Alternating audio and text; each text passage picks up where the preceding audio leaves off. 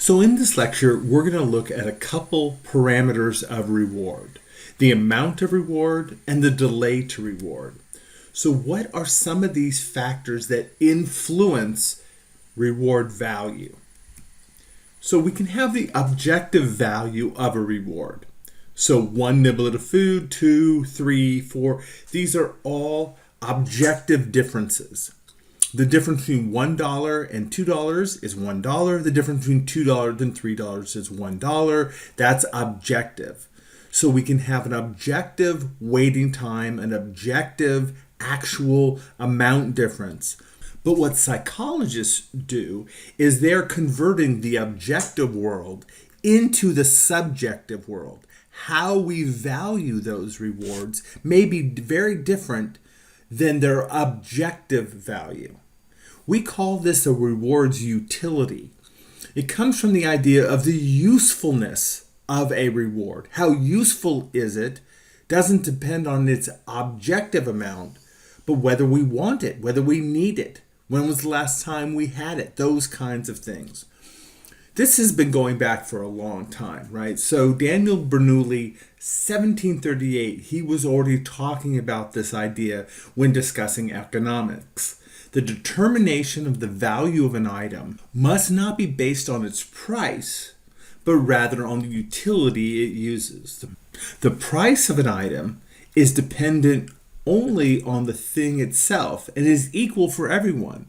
The usefulness or utility, however, is dependent on the particular circumstances of the person making the estimate. So let's take this example of $100. What is the utility or subjective value of $100? Well, that depends on the individual and their current state. For example, how far would you be willing to walk to receive $100? What's that distance? Would it be a mile? Would it be 10 miles? I'm sure your answer would be very different than other people's who are either less wealthy than you or more wealthy than you. So if I asked, let's say, Bill Gates, how much would you be willing to walk? How far would you walk for $100? He's like, I make $100 a second, a microsecond. It has no value to me because I have so much money to start with, so I'm not willing to work for it. But $100 is objectively $100. $100 to you, $100 to Bill Gates. It's still objectively $100, but it has very different utility. I think I might walk 5 miles for $100, maybe even more, because I kind of like walking. But do you see that understanding that a reward can be very different depending on the circumstances of the individual, even though objectively it might be the same for two, how it influences learning or decision making or motivation can be very different. It's the same thing for animals. What is the utility or subjective value of a specific amount of food or a specific amount of water? It depends on the last time the animal's eaten. So if I'm giving a rat little rat chow biscuits like this, if it hasn't eaten for 2 days, a single little biscuit has great utility. Animals are willing to work for it, and it acts as a very strong reward. However, if the animal has just had 6 of these, its current state is satiation. Another piece of food isn't really going to help it much, so its subjective value or utility is considerably less and will influence learning considerably less. So amount and delay are both things that are really important in understanding not only animal behavior and animal learning, but human decision making. With the amount of food, money, water, etc., we tend to see a growing, decelerating function curve with rewards as amount and subjective value. The actual objective amount and the subjective amount, we see a growing decelerating function. We call these functions the relationship between the objective world or objective amount of food or the objective delay and its subjective value. We call those a utility function. So a utility function for amount might look something like this. This is a growing decelerating function. And we can create these functions mathematically. And we do when we try to understand their influence. So if we're talking about motivations for a human, we might have money along here, actual money, and then actually its utility, its usefulness. So if you start down here with somebody with little money, whatever this value is, they have $20 to their name or 200 or 20,000, whatever, then you offer them 10 more in this amount of money. You can see that this produces a great jump in utility, big jump in utility, because they're starting off at a point that's rather low. But if you start somebody who has a lot of money, somebody or who has a great deal of wealth, and you offer them an additional 10, again, same objective amount, it doesn't really facilitate a big growth in the utility. So even though we have objective 10 amount of reward, its influence can be very different. And this is true with money with people and food with animals. So delay works kind of in the opposite way as amount. As amount gets more, it gets more value. As delay increases, it gets less value. The option has less value. So animals, including humans, we do not like to wait to receive reward. One little bit of reward right now would be very valuable as opposed to a reward that is given later on, 10 minutes later, 20 seconds later, 5 years later. The longer one has to wait, the more that person or that animal devalues or discounts the reward. So how much more work would you be willing to do to get $100 now versus $100 in 1 month? Those are still $100. You still get $100, but waiting really devalues that. So you might be willing to work a lot to get $100 now and only a little bit in a month. In other words, the reward now has a lot of value. The reward in 1 month has less value. It's discounted. With delay of getting to the reward, we see a declining accelerating function. This is known as a delay discounting function or curve. And it looks something like this, and this kind of makes sense. The utility or usefulness or subjective value is very high if you don't have to wait. But if you wait, it devalues that reward along a function. Now we're going to talk about this function in a little bit, but the more delay, the less value the reward. So this is one of the reasons that you have candies and sugary drinks right at the checkout. So if you're going to buy eggs, you are going to wait a long time to eat those eggs. You are not going to eat those eggs in the grocery store. You're going to wait. So they can put them way in the back because we know that the value of them is really not dependent on this delay because you know you're going to be waiting. That's the nature of that food. But with candy you're weighing because you're saying, not good for me, not healthy for me, high sugar, high fat, this is not good for me. Now, if you were to say, I'm going to give you a candy bar, you can choose a candy bar, but you can't have it for 5 hours. You're like, no, thank you. It doesn't have a lot of value to me. But what the cash register person at the cash register will do is they will check it, they will scan it, and they'll give it to you right then, right? And that's because they know that you want to eat that right now because it has great value if it's taken immediately. You can forego it. You can think about other things like your health and your teeth and all those other things if you wait because it doesn't have a lot of value. But if you grab your Almond Joy and you check it out and you can stick it in your mouth within 20 seconds of buying it, it suddenly has great value and it forgoes these other ideas that you might have about health and things like that. So the way we look at this discounting function, there's a few different ways. Mathematically, we want to create this curve.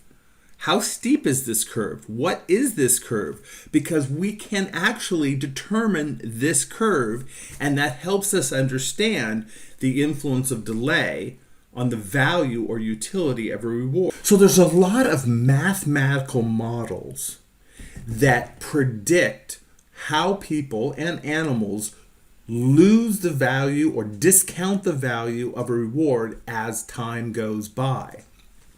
The first one I want to talk about is called exponential discounting. It's a very popular model to evaluate. It says the reward loses value at a very constant rate over time. I'll make that clearer in just a moment. So the idea is, for example, if an animal is deciding whether to wait to grab a piece of fruit out of a tree, a little monkey, and it's not quite ripe yet, and it thinks that the value of it is going to increase because it's going to be, I can eat more of it, it's going to be more delicious if I wait. But if I wait, there are things that could happen. First and foremost, I could lose it to another monkey. If the animal is using exponential discounting, of course, I'm not doing math in its head, it's kind of this innate thing.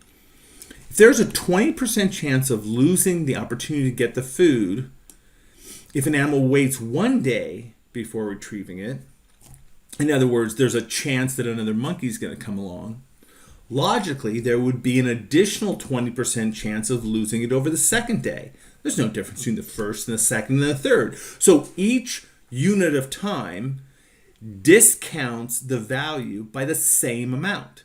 That is an assumption of exponential discounting. So this is then would correspond to a 20% devaluation of the reward on the first day and a 20% on the second day. Each day you would see that decrease. Now, this is a lot of how our economics work. This is a lot of how our money works. When we put money in a savings, it grows exponentially. And so people could say, well, would you like $100 now or $100 in a year? And what's that trade-off? How much would I have to give you in a year? Logically, would somebody say, I would take that $100, I'd put it in a high yield savings, and it would be worth $116 in 1 year. So I will take $117 to wait a year or $100 now. Problem is that people don't do that. Same with animals, with food. They don't really do that. What about you? If I said $100 now, how much would I have to give you in a year to forego the $100 now? Nobody says $117. Nobody uses this kind of idea. They usually say $200 or $300. So exponential discounting tends to have some problems in accounting for behavior under certain circumstances. But this is the equation. The value of something, the value of an option, the value of a reward is equal to the amount of the reward. A is the amount. And then it's times a natural log. K is the discounting rate, which can modify when you're modeling these things. And delay, K and delay are in the exponent. And that creates this nice smooth curve. Looks like this. Discounting, nice and smooth. If in the first 6 months, you lose 50%, another 6 months, you lose the same relative amount. You lose another 50%. Each increment loses 50% of its current value. So while this is discounting less, this is smaller number here, but it's nice and smooth. So exponential discounting tends to be logical, tends to work well in predicting what rational decisions should be. It has delay in the exponent. It's thought to work really well with economics, with humans and biological models of animal foraging and all that. Problem with exponential discounting is when you get animals in a lab and when you get people in a lab and you start asking them questions and you give them options, delay discounting, exponential discounting tends not to account for behavior very well. It's logical, but it doesn't seem to work. So let's look at another model that tends to work better. This is called hyperbolic discounting. Hyperbolic discounting. And here is the model. Value equals amount of food, amount of money, divided by 1 plus KD. And D is the delay. So delay is in the denominator here. It's not in the exponent, it's the denominator. K is the rate, which can fluctuate. I'm going to talk about K in a bit. And 1 is just simply put there to say, okay, as delay approaches 0, the value equals amount. Because if there was no 1 there, as delay approaches 0, no time to wait, value equals approaches infinity, right? So if without the 1 there, one would say, would you rather have $1 now or $1,000 in 10 minutes? If without the 1 there, you'd say, oh, $1 now, because it would approach infinity in value. So the 1 is just to say value is the equal amount if delay is 0. That's all. Hyperbolic discounting. Now, what you need to know about hyperbolic discounting, we're going to look at it a little bit more here, is, well, delay is in the denominator. That's the equation. That's the mathematical equation. And hyperbolic discounting seems to work better for real-life situations in people and animals. It's typically used in psychological models. The difference is, depending on the K value, what we tend to have is the value of something really drops off quickly in hyperbolic discounting and then kind of flattens out. Exponential discounting is a much smoother, consistent discounting rate. Basically, hyperbolic discounting says this: if I have to wait even a little bit amount of time, I don't want it. It really drops quickly. If I can get it now, it's great. But that first delay, that first part of the waiting, really hurts the value of that reward. After a while, I don't really care. It makes an assumption of impulsivity, that we want something now. We're very impulsive. And I will tell you that it works well for humans and animals to account for their behavior, but it's rather irrational because it says the first part of the delay is when we discount the most, and even if we discount at the same increment, it's going to just kind of flatten out. The first day drops the discounting. If you've had to wait 30 days and 1 day, that 31st day doesn't do much. It's that first day, it's that first time. This is why you want that candy now. Because if you have to wait any length of time, you're going to be able to go, okay, I don't really want it. So of interest to psychologists and economists and biologists, we want to know that trade-off between delay and amount. So would you rather have $20 now or $30 in a year? Go ahead, give me your answer. Oh yeah, most people would say, I'll take the 20 now. I don't know where you're going to be in a year. There's so much I could do with that. So that trade-off of an additional $10 doesn't work for you. So how much would you need to get in a year to forego the $20 now? Why don't you think about that for a second? I'll give you a $20 bill right now, and pick a number. What would you need? $200? Oh yeah, okay, I'll wait for $200. What about $170? Yeah, no, I'll take the 170. I can wait. I can be patient. What about $140? Oh, I think I'll take the $20 now. Right. There's a point. There's a point at which you will trade off. You will take the larger amount later compared to the small amount now. Or you could do it this way. $20 now versus $30 in a given amount of time. How much are you willing to wait for the other $10? A day? 2 days? A week? $20 now, $30 in a week. Where is your sweet spot? This is the kind of thing that economists are asking to try to understand that relationship. Researchers attempt to quantify using animal models and human models to see how both delay and amount are interacting to influence the incentive of these rewards. So here we go. Let's take a look at this kind of idea. Think of a little foraging animal. Here's a little foraging rat here. He comes out of his little hole and he's going to go and get a little niblet of food at this bush. There's a tiny little niblet here, but look, there's 4 over there. That's a lot of food over there. It's only a little bit of nutrition here, a lot over there. So, do you want the little bit now or the lot after having to wait some time and expend some energy to get out to that other one?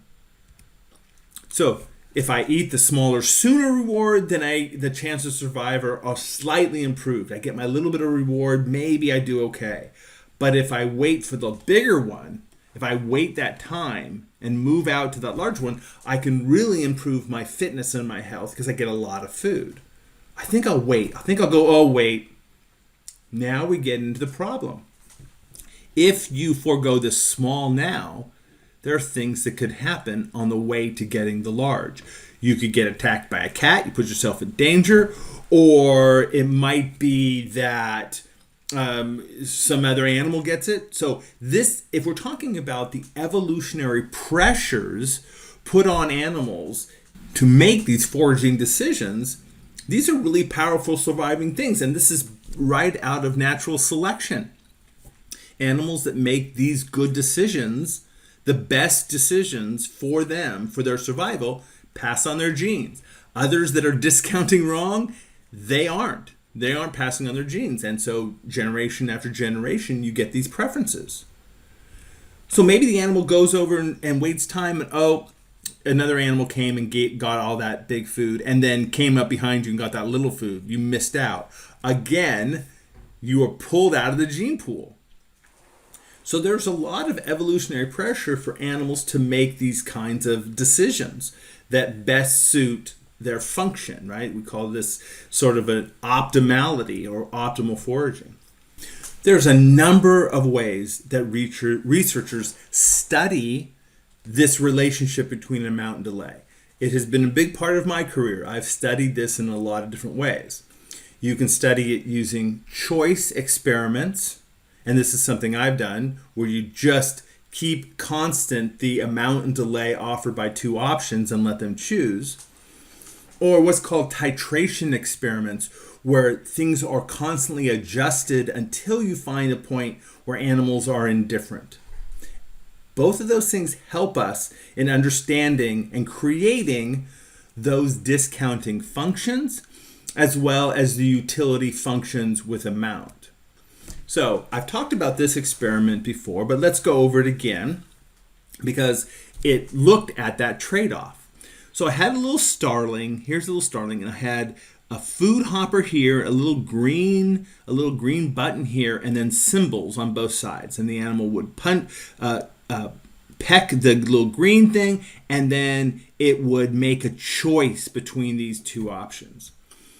The options were associated with a symbol. So 2 niblets of food after 5 seconds of delay for this bird. I ran a lot of birds. This bird had a lot of experience day after day that if it pecked this key that looked like this, it would get 2 niblets of food, but it had to wait 5 seconds. And then we did all the others. 4 after 10. 4 after 10 and 2 after 5 have the same rate. 1 after 5 and 2 after 10 have the same rate, and 1 after 10 and 2 after 20 have the same rate. 4 per second, 0.4 per second, 0.2 per second, 0.1 per second. But what I'm doing is I'm looking at choices between them. Because then I ran an experiment where I pit every symbol against every other symbol. This experiment I did with starlings, and it took several weeks to run these animals. They would run for a couple hours a day. I would keep the animal from eating in the morning, then it would run, so it was highly motivated. I use what are called precision pellets, which are tiny little bird pellets that are exact weight, and just ran a lot of animals that way, pitting things against each other. So 2 after 5 is really good and a lot better than 1 after 10.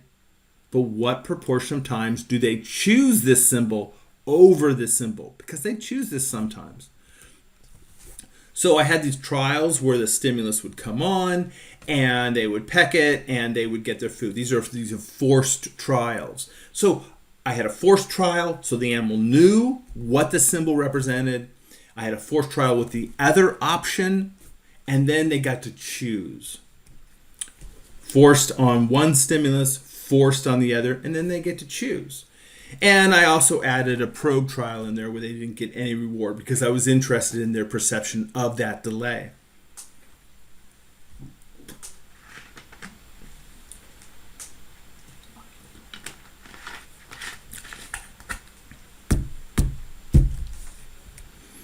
And this is what I found out. So these are the probability averaged over the number of birds I ran, the probability of choosing one over the other, both during the choice experiments, but at the end I also looked at their resistance to extinction. Because at the end, I presented these two stimuli against each other and they got nothing, and I want to know which one did they peck more. So I got both choice, proportion of choice, and extinction, proportion of responses in extinction. And if you look 2 after 5 versus 4 after 10, they both offer the same rate. They both offer the same rate. And you can see they were rather indifferent. This one was a little low, but they were rather indifferent. 2 after 5 versus 1 after 10, 2 after 5 is better. You get more. You have to wait the same amount of time, but you get more. And they tended to prefer the 2 after 5. Not perfectly, though, not 100%. And this one, like 4 after 10 compared to 1 after 10, or 4 after 10 versus 2 after 20 seconds of waiting, that they really like that a lot more. And I can make some assumptions based on just simple Hirschstein's matching, the idea of matching. Relative rates of reinforcement should give relative behavior. That's here in red. So 2 after 5 and 4 after 10 have the same rate. They should be indifferent. This is the relative rate, 0.66, comparing these two. And this is 0.8, comparing these two. And you can see that in these cases, we get what's called overmatching, which means they're not matching that relative rate. They're preferring the better one more than expected by Hirschstein's matching law. Mostly in acquisition, but a little bit in extinction as well. But I'm getting to know a lot about how influential both amount and delay is on choice behavior. And then I just ran a bunch of mathematical models to look at what would be predicted and what we get using different discounting models. For example, in this one, I'm using strictly matching A over A plus B, just pure matching. And value, my discounting is, I use hyperbolic discounting with A plus the intertrial interval, which is 1 minute, plus delay, plus the latency to respond. Here, I'm just using amount over delay plus latency. So I'm trying, here's the perfect hyperbolic discounting right here, to look at which of these account for behavior the best. And what we found is hyperbolic discounting tended to work the best when we assume a form of matching. Another type of experiment to help understand the differential relationship between the influence of amount and the influence of delay is called titration. And in a titration experiment, it's also an animal is given choice. It's given choices between two options. One option remains constant. They always get the same thing. But the other option moves up and down. That's called a titration. Until we get to an animal that seems to be indifferent. Move up, move down. Let me give you an example. So option A might have 1 niblet of food after 5 seconds. And the other option has 2 niblets of food after 20 seconds. Again, that's relationship. And I find, let's say that they pick A. So I adjust the amount. I'll bring this up on the next few trials. 3 after 20. Are they indifferent? 4 after 20. Oh, okay, now they like the B. Now I'll drop it down to 3 and 4 and 3. And I'll keep going back and forth until the animal doesn't care between the two. How much do I have to give the animal in terms of the amount if they wait 20 seconds to make it equivalent to 1 after 5 seconds? I titrate up 2, 3, 4, 4, 3, 2, 5, up and down until I get indifference. With delay, it's the same kind of thing. I still have 1 after 5, and I keep 2 constant. They get 2 niblets of food each time, but then I adjust delay. So I let them choose a few times, I get them to experience, and then I'll go 2 after 18 seconds. I'll do that for a while. Are they indifferent? No, they still like A. 2 after 15 seconds. Are they still indifferent? No, they still seem to like A more. So the computer automatically says if you choose B, you get 2 niblets of food after 10 seconds. Oh, okay. Now the animal starts choosing B a little bit more than A. So I go 2 niblets of food after 12 seconds, 13 seconds. I adjust the time until I get indifference. That's going to help us to create these discounting curves. So let me ask you, $100 now or $200 after 2 months? I can do this with people. Sometimes in experiments like this, you actually give people the money. You let them choose. $100 now, $200 in 1 month. I'm titrating. Because you say, oh, I'll take the 100 now because I'm not going to wait 2 months to double the money.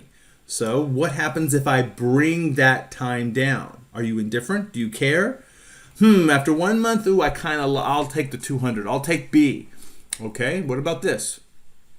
100 now versus 200 after 1 month and 1 week. Where are you now?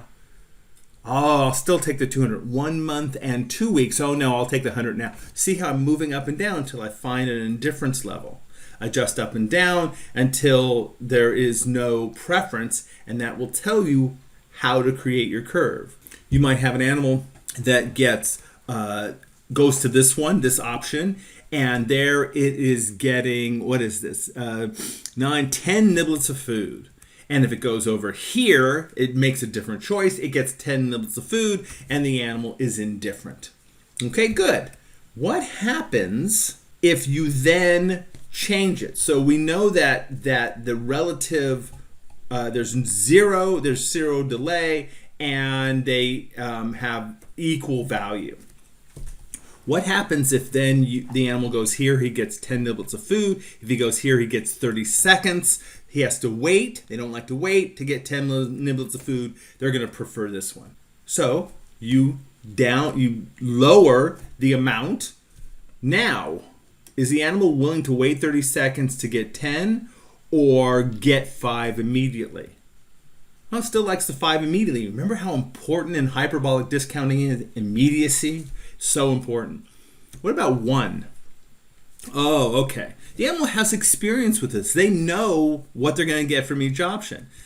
I might be indifferent here. 1 now versus 10 in 30 seconds. That might be a point where we get the animal choosing each of these with equal probability, and we know now how to create our curves.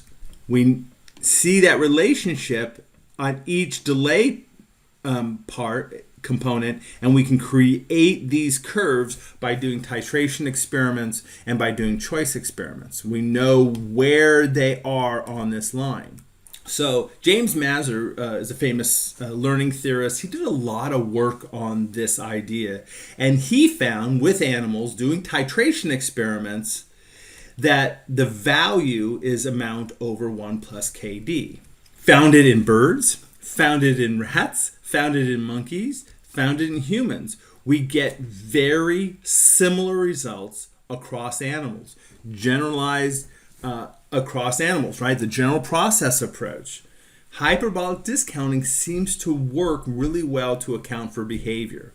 It also makes some assumptions that we are, as animals, more impulsive than we probably should be to get the maximum amount of reward. Remember, hyperbolic does not say that each increment of time has equal weight on discounting. It says the first part of the delay really drops the value. The latter part of the delay, not so much. Now, what about K? We can look at K. K is the value here. With a high K value, it really drops fast. Again, we're trying to model these curves. Amount over 1 plus KD, if K is a little lower, the animal isn't dropping as much. And 0.01, we're still getting a hyperbolic discounting, but the animal is pretty, it's almost linear, not real strong drop. The higher the K, the more impulsive they are because they drop the value so quickly. Why is that important? Well, we also know that when we model these behaviors, we do titration experiments with money with people, or choice experiments. And if we have two groups of people, like in this experiment from 1997, we have people who are dependent on an opioid. They have an addiction, they have substance use disorder, and a control that doesn't. And we give them these kinds of tests with money and how much delay that they're going to have to wait for the money. You're going to see that somebody with opioid dependence, their K value that fits their curve, it's much higher than the control. In other words, their K value drops the value very quickly compared to somebody who is not addicted. What does that tell us? It tells us that addiction tells us a lot about impulsivity. Impulsivity and self-control are kind of opposites. Are you willing to wait for a larger reward? You have self-control. If you're impulsive, you want things now. Addiction can create impulsivities. And we see that in a number of circumstances. For example, just cigarette smokers, people who are addicted to smoking have greater impulsivity, so their K value in hyperbolic discounting drops that value considerably compared to people who don't. So to understand addiction and even treatments for addiction, we have to understand how impulsivity works. In other words, people who have addiction say, I'll take the $5 now and I'll forego the $100 in a month. When somebody who doesn't have an addiction might say, listen, I'll wait the month to get my $100. Now, this has a lot of application. Understanding these principles of this relationship between the quantity, even the quality of a reward, the amount, and the waiting time has a lot of applications to a number of behaviors. A lot of this is studied within the field called behavioral economics. And in many ways, I consider myself a behavioral economist. This is the study of applying theories of decision-making and psychological principles of motivation and learning, associative learning, to economics and human behavior. And there's a lot of applications to these very basic understandings. For example, studying economic inequality, about how in this country we are growing in inequality. The people who have wealth, their wealth is growing a lot, and the people who don't have wealth, they're staying either the same or decreasing. We are increasing our inequality. The rich are getting a larger and larger proportion of the wealth of our country.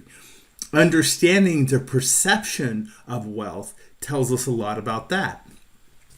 The advertisements, things in businesses, the whole buy now, pay later kind of idea is really important because it tells us a lot about economics and marketing, and understanding these very basic principles of decision making tells us a lot about that. This is why people say, oh, okay, hey, buy a car now and don't make your first payment for 6 months. Now the car has great value. The payment that you have to make in 6 months, that amount of money doesn't have a lot of subjective weight on you because you get to wait so long before you have to pay that price. Balance transfer in credit cards, right? Try our new credit card. Take your $1,000 balance on your one credit card, move it over to our credit card, and you don't have to pay anything on that, no interest on that for 1 year.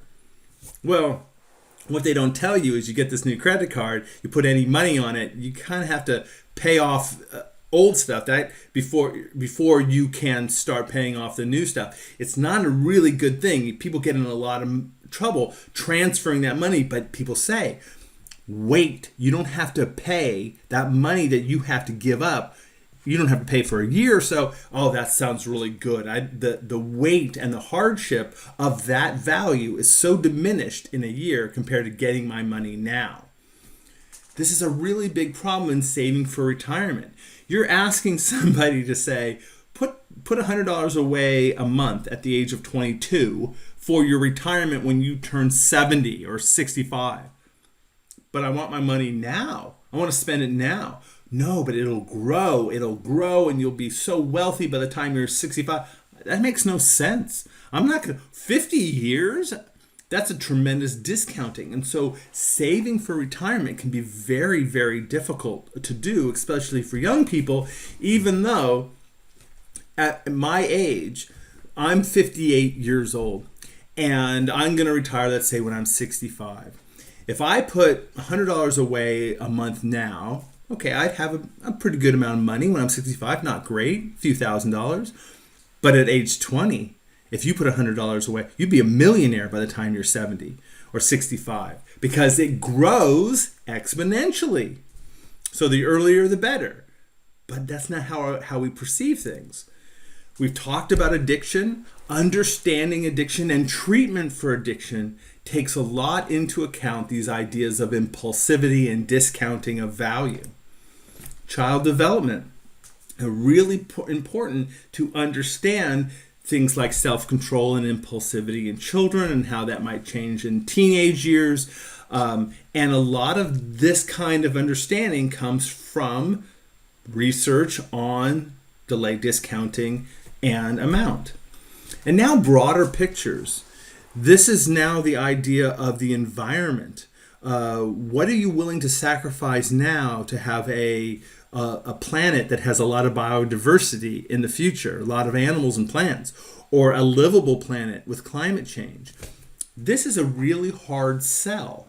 It's so much easier, if you're a politician, it's so much easier to say, this is all a hoax, don't worry about it, go ahead and use all the gasoline and all the carbon and all that stuff now. You can get your things now, the things you want now, because don't worry about the future. Your brain goes, okay, good, thank you. Thank you for telling me I don't have to worry about the future.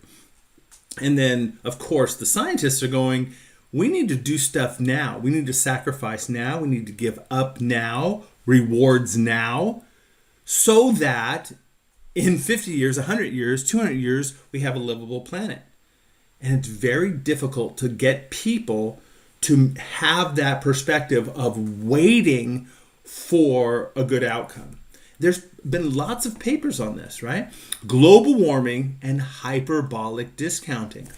Understanding these very crucial public policies can be understood better by simply doing research on pigeons and rats and people in the lab, because these have real life consequences.